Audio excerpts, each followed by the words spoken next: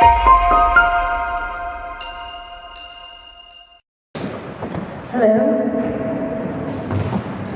I was told to speak to the microphone, so that's what I'm doing. So, hi everyone. I know it's after lunch, so we'll try to make this fun. I'm going to introduce myself, and then my fellow panelists introduce themselves. I'm Fabiola Borghino. I am General Manager at GAIA Engineering and Consulting. And next to me is... Hello, I'm Afonso Solena. I'm founder of Terabyte Data Centers, a large-scale data center developer in Europe, with projects still to be announced. My name is Svein Hagestad. I've been so fortunate over the last 9 years to help build up Green Mountain data centers in Norway, to be a pan-European platform.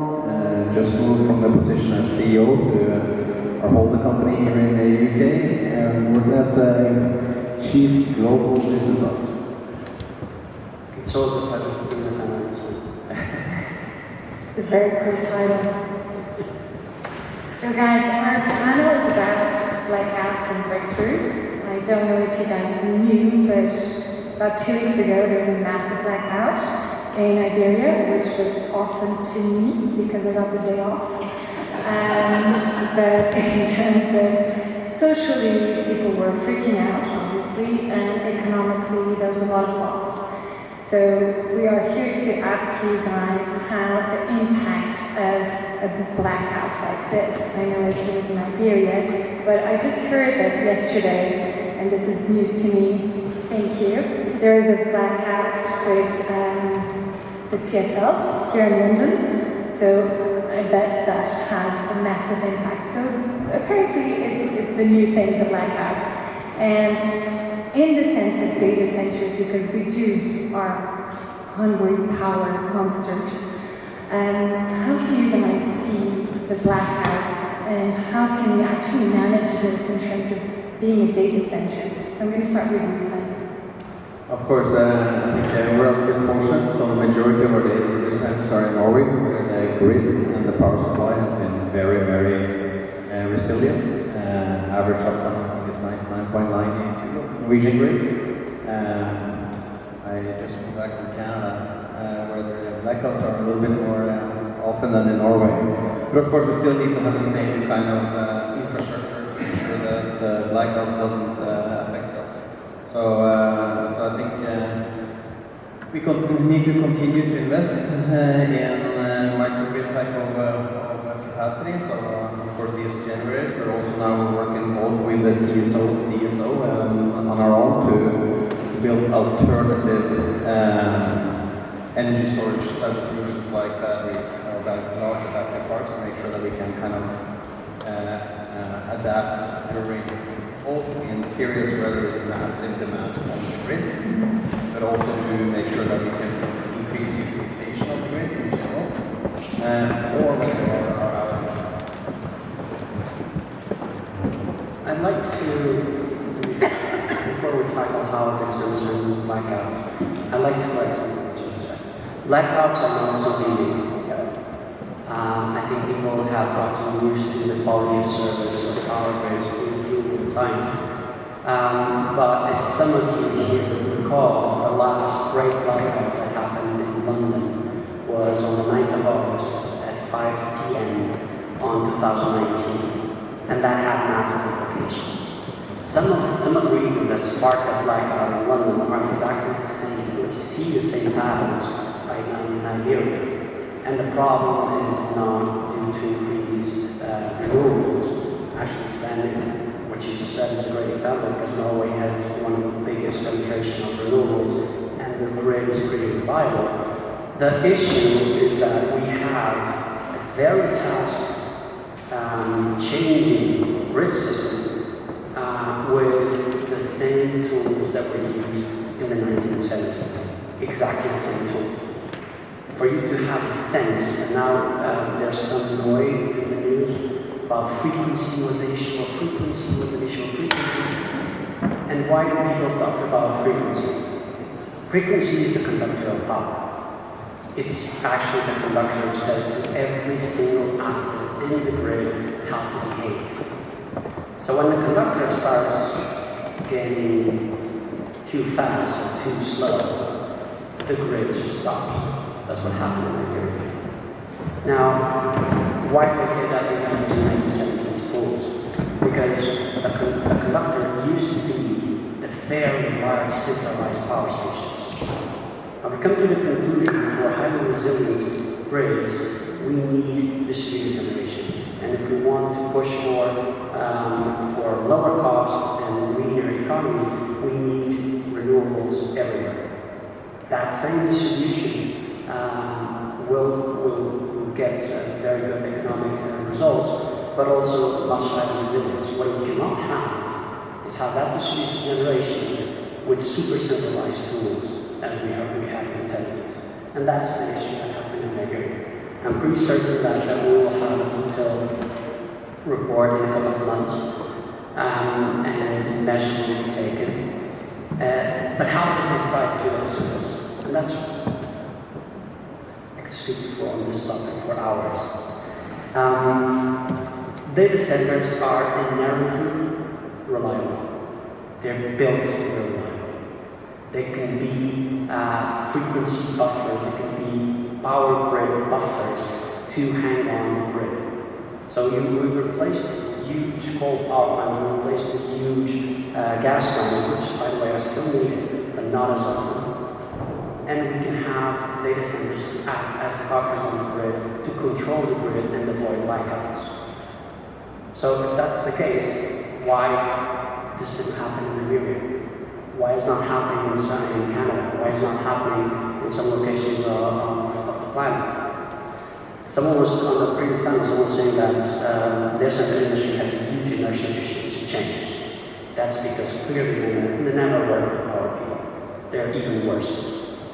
So, in order for this to happen, you need to change mentality and regulation. You need to bring in new business models that allows data centers and other electric-intensive consumers to actually stabilize it. And that has a lot of benefits because that allows distributed generation across Europe. That allows lower costs of power in the end for everyone. That allows additional business models to large-scale data centers to reduce the cost of service. So there's a nexus here. Thank you. You answered all the questions, but let's try to innovate here. I think it leads into a very interesting question, because I think also in addition to the kind of using 70s tools, is you also have 70s legislation related to that. And I think that is, like I said, in Norway, we're trying to make sure that we're part of the solution. We're trying to offer frequency. We're trying to offer kind of capacity and condition that we can leverage that capacity. And we're interested in making sure that we can build additional capacity on the grid. But today, the regulation doesn't really support all these initiatives, right? So when we want to do something in Norway, and the lawyers in the DSO look at what we're trying to achieve, it's like a 2-3 year process just to kind of get through the ability to get that capacity. So I think we as an industry are willing to try a lot of different solutions, willing to be part of the solution, but it just takes time. I think that's the biggest challenge. So we need to be very creative in making sure that we actually continue to push, and that's also a thin line to balance, because you don't want to push too much and be kind of seen as the devil in that organization either. So it's one of the challenges that we have to cope with every single day, in regards to making sure that we continue to develop the grid for delivering the grid as a power generation continuously. So, and perhaps not everyone in the room is as tech savvy as both of us are. I'll give you just a very small example, because that means savvy. What does this mean? When you're a data center, for a grid operator, you only do one thing, which is consume power. Regardless of the fact that you have UPS and you have batteries, you have genset, regardless of that, for a grid operator, you only consume power. Yet, in order for you to be a buffer in the grid, We need to be able to draw power from the grid, but also inject into the grid. And can you explain how you do that, in terms of how could you do that in batteries or other types of solutions that I think will be quite good for you? Because you have different solutions. You have the Nordics, a lot of power, a lot of renewable power, and then Spencer has a lot of experience in Iberian, which is, you do have a lot of power, but it's very different. Yeah, no, so Norway is one of the countries who's a net exporter of power in general, so we do have power, but it's still the same constraints in Norway. It's not the power generation that's a problem in a lot of places, it's the transmission of it, right? So I think in general, we try to lift the opportunity to, like I mentioned earlier, be part of the solution in regards to contributing to the grid, right? So you can be a part of kind of short-term like frequency, or you can also be a generator into the grid in general, right? Because so in Norway, we kind of counter the rest of Europe because we consume the most power during winter when it's cold. We need to heat our homes and things like that. So the ability to make sure that we can, if we have predictability in regards to when power is needed, we can still be connected to the grid. We're running at 60, 70, 80% utilization of the power that we have. And we know when we have these generators, we need to, so like for instance, the 90 megawatt capacity that we now are running in Hamar, we have a 135, 140 megawatt of diesel generators. So we can still keep the redundancy and then contribute with 50 megawatt into the grid if we want to, right? So all of these things we try to kind of include, try to make sure that when there are upgrades down the grid, that it actually are capable of doing that. But like I said, there's no regulation, they don't have the routines on it, so everything still is kind of managed. They'll call you and say, can you kind of contribute to the grid, or if you have power condition, can you turn off the grid in 15 minutes, right? So all of these things are things that need to be digitalized and kind of optimized to a much larger degree than what it is today. So I need to get clean. It's not like in the 70s. It's actually slightly better. I remember when I first went to a power grid control room, and they showed me how they handle outages. So if you receive a call from a client, they say, okay, this client may have an issue. Let's wait an hour to see if anyone else complains. 1 hour later, they say, oh no, we received 2 other calls. Okay, and now it's time to triangulate. Let's look, bringing the maps where the issue can be. And only 5 hours later, they would find out where the issue is and they would send someone to fix it. That was the 70s. We've gone a little bit better than that. So, but it's still based on the same frequency, it's still based on historic data. And we're no longer at that stage. We cannot power, we don't have, there's a word on the power side we hear a lot, we don't have inertia in the system to allow us to take this much time to fix things. Now we're talking, and to your point, you need to tackle the millisecond events, like you do on a data center, to the outage, and you need to have the right tools to do it. So data center is built on that. Data center needs to react on a sub-millisecond to millisecond to 15 minutes to 24 hours. There's a contingency plan to all of these events. The grid is missing. That's why I say data centers have the tools to become grid buffers, as long as So now I have a question. We all realize that digital infrastructure is growing way faster than the energy, right? And we do know that it's just a slower market or industry, so it will take a bit longer regulation-wise. Even in Norway, which is typically people from Portugal will think it's like, oh, they do it better. Apparently, we all the same in terms of power, right? With this immense AI-hungry power, more dense, more data centers, more and more. How do you see the trend? Because energy industry is never going to evolve as fast. So where do you see it going, and how can you help? You touched about it, but what do you see in terms of trend if the energy industry is not going hand to hand with the digital infrastructure? What's going to happen? First of all, I think we need to continue to do innovation in our industry as well, right? So the ability to actually find solutions that we can optimize the energy need that we do have. But on the other side, we also need to work, just like I said, with the TSO and the DSO in regards to how can we build the grid and how can we build power generation quicker, and how can we be allowed to put capacity on the grid, because I think there is willingness, or at least we are willing to invest in ensuring that we get the capacity that we do need. But again, the legislation doesn't allow us to use the energy that we will potentially build. So I think this is one of the biggest challenges, is that you have an industry that is willing to invest, willing to innovate, and then you have a grid provider or a DSO who is not kind of living up to that. I can take an example. So we built a 150 megawatt substation. We built that substation in 4 months.